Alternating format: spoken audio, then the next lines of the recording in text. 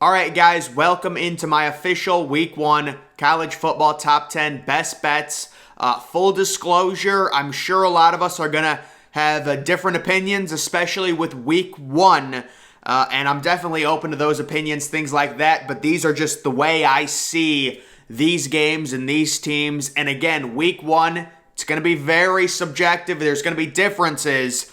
But I do have my 10 best bets, and then I've got 4 bonus bets. But I really want to emphasize having just 10 normal official bets that I love every college football week. So let's get right into it and unveil these. My first bet, it is going to be Central Michigan plus 20.5. That line's been bet down. It was 21. It's down to 20.5 at Oklahoma State. So guys, I actually see this game as a major upset. This is like the big college football upset of Week 1. I am predicting Oklahoma State always seems to have like a weird game early in the season against a group of 5 team where they play them close. I also think Oklahoma State is really overrated this year, even with the veteran quarterback, whatever. They lose Jim Knowles. I'm not seeing it from them. I think they lose 5 or 6 games, and it's a Week 1 situation where I think, especially Thursday night too, Central Michigan catches them sleeping a little bit,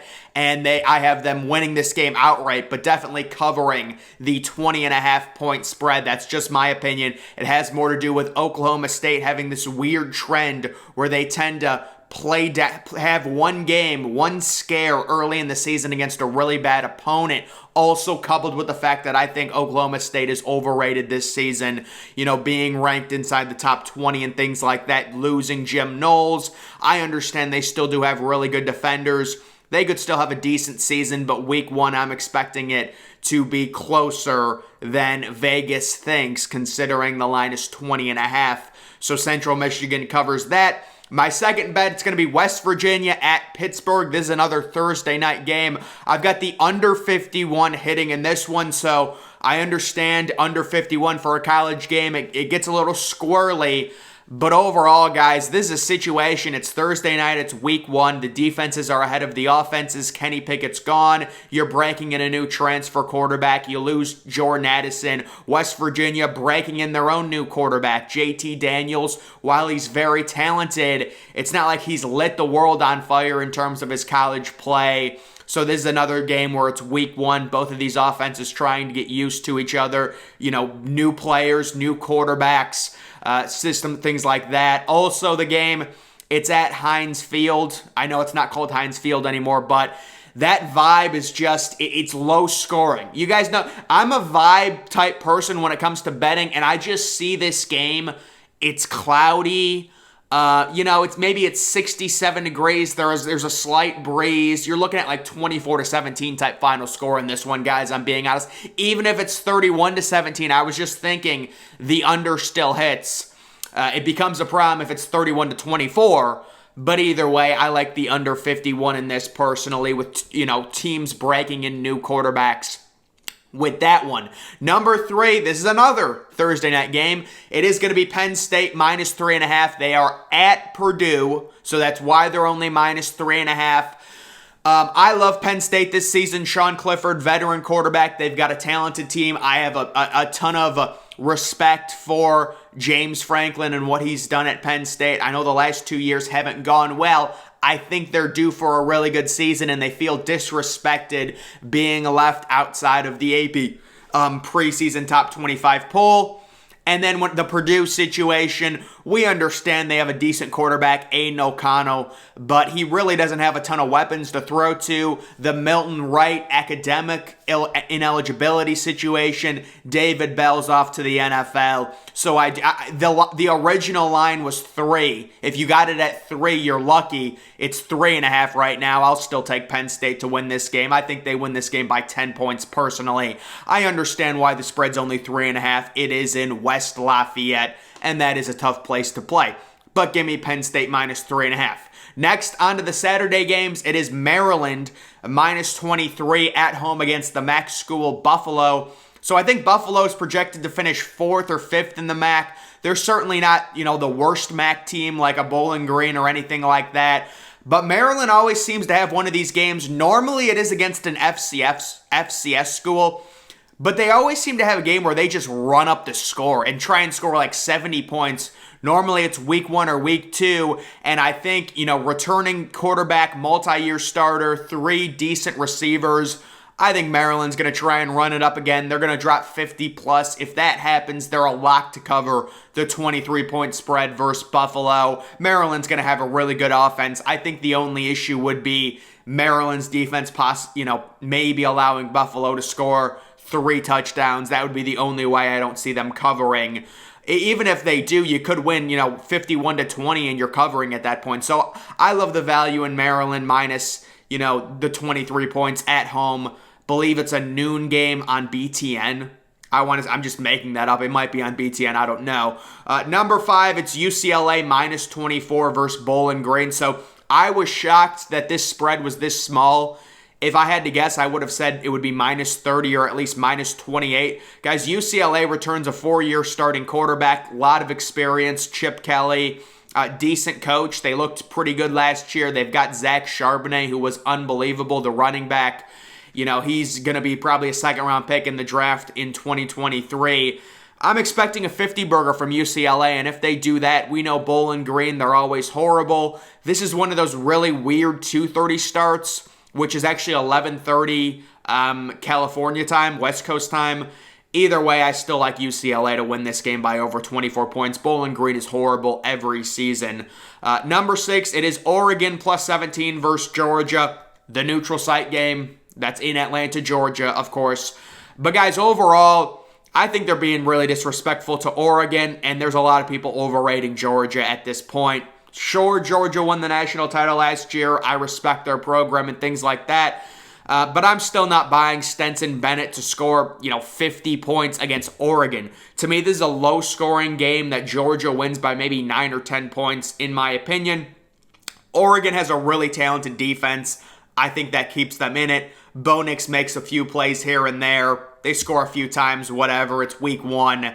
17 points is just way too much in my opinion, so I will take them plus 17 and be very happy about it. Cincinnati at Arkansas, the under 51.5, so this is another squirrely one, but I do think this is going to be a very competitive game. The only way Cincinnati's going to be competitive in this game is keeping the ball lower scoring. KJ Jefferson, we know how good he is at, a running quarterback. He's not a great passer. They lose Treylon Burks. I'm expecting lower scoring, Cincinnati breaking in a new quarterback.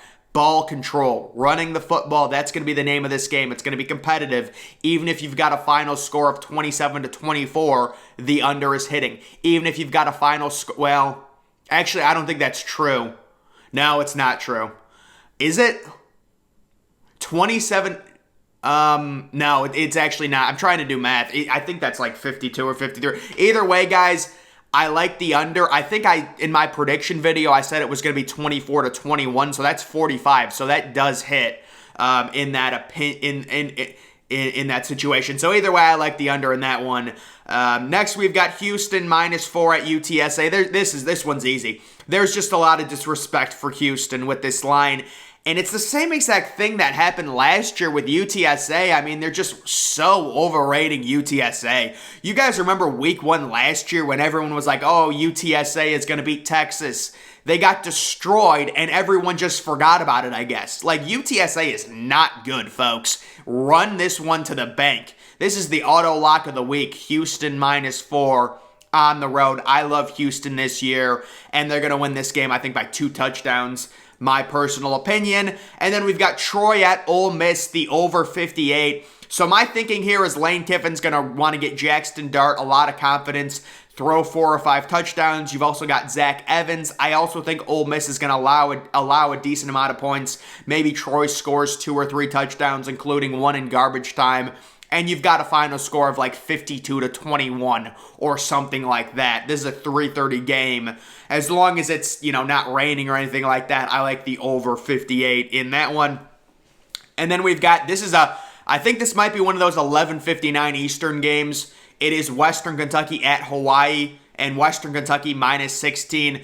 So the reality of the situation with this game, Hawaii is just horrific. They are one of the worst teams in FBS. They got annihilated by Vanderbilt in week 0, and this is simply not enough. If I had to guess, I think this is going to get bet up to minus 18 or minus 19 in the coming days.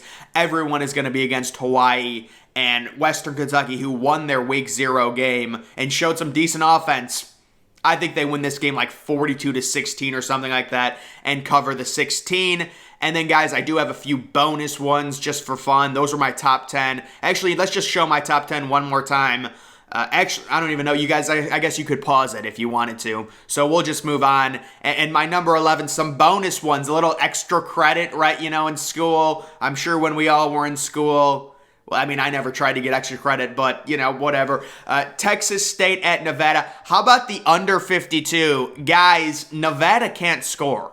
Nevada cannot score. I think they scored 23 points against, New Mexico State in week 0. New Mexico State is routinely one of the worst FBS programs every year. They scored 23 points. Texas State, I think you're looking at like a 23-20 type game. This was one of those games where I just came across it. I didn't even know it had a line. And I was like, there's no way these teams get to 53 points. Number 12, so the Notre Dame at Ohio State game, the over 58. I also do like Ohio State minus 17.5, but I wouldn't recommend betting it because there's just simply no value in betting Ohio State. I can't believe that line is at 17.5. It's crazy. But the over 58.